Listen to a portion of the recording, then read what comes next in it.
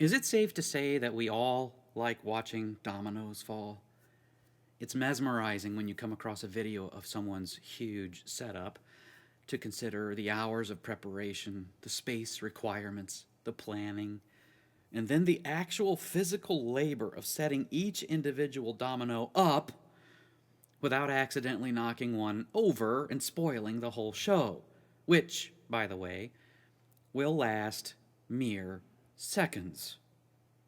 Rube Goldberg machines are the same thing, those wildly complex homemade contraptions whose sole purpose, after a single ball spinning so many wheels, depressing so many levers, engaging so many trap doors, is to light a candle or ring a bell. Ash Wednesday is like that for the Christian.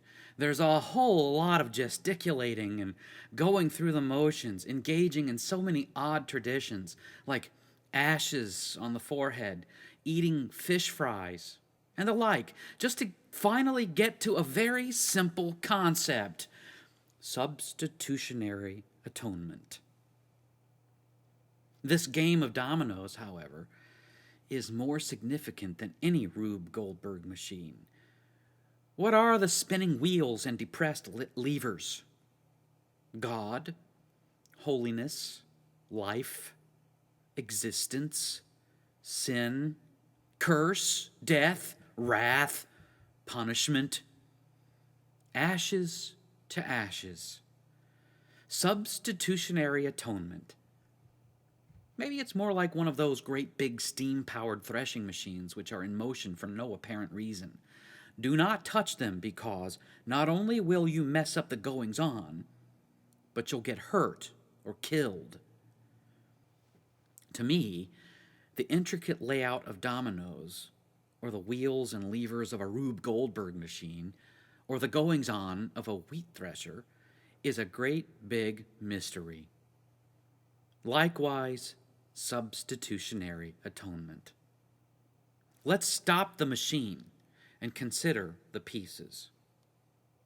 I have a colleague in the ministry whose theme for tonight is something like this: what are you giving up for Lent?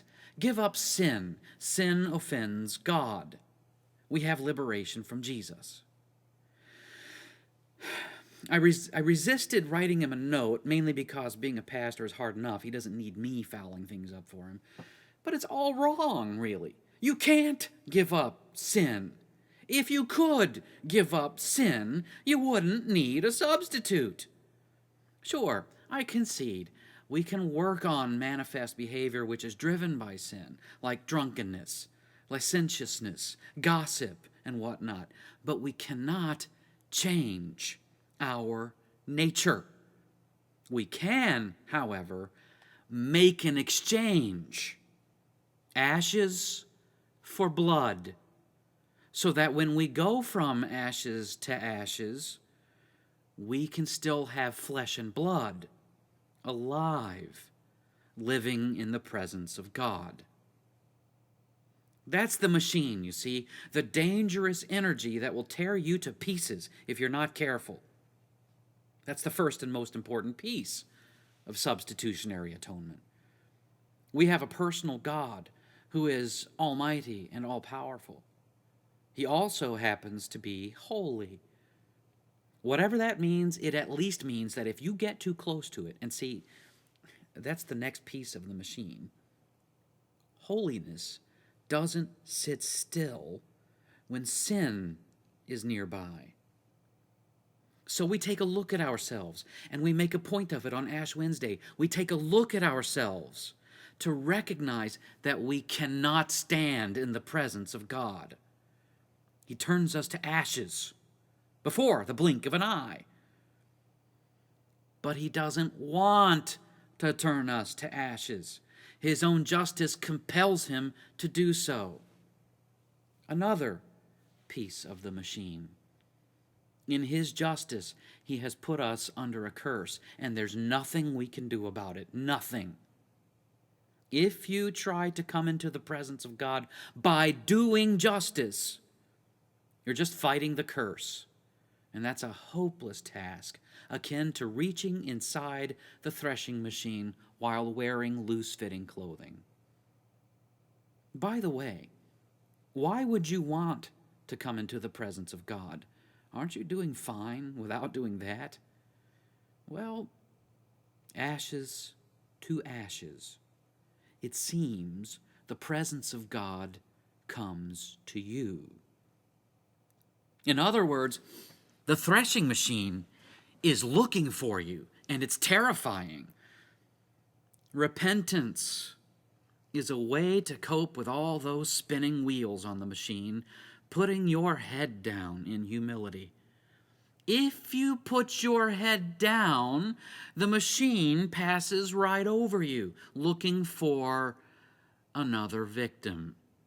I require justice, the machine groans. Justice for my Creator, the God of heaven and earth. There's Jesus, standing in a wide open field, waving his arms, a great big decoy. Devour me, machine, says Jesus, in place of these others. Substitutionary atonement. Justice demanded me. Jesus demanded justice take him instead. He made him to be sin who knew no sin. That's the only way he could attract the attention of a holy God, distract him, and get him away from us, so that even though we still return to dust, from the dust we cry out for justice, meaning we have the power to cry out for life. See, to me, the mystery is not that there is a teaching about God, about wrath, about sin, about righteousness, about substitutionary atonement. The mystery is how I might acquire the substitute for me, acquiring living blood in exchange for ashes. God apparently desires to maintain the mystery, putting blood into wine, putting flesh into bread. For the repentant, for those who have been brought low by sin, who desire to give it up but cannot, there is bread and wine. Bread, wine, and a promise that it is for me. It is the fulfillment to the plea, create in me a clean heart, O God, and renew a right spirit within me. Ashes to ashes, for sure. Yet while I return to the dust, I hold on tight to the bread and the wine, which is for me life, the life of Jesus, over whom justice had no power, finding righteousness instead of sin. Without sin, there is no fuel for the machine. Substitutionary atonement.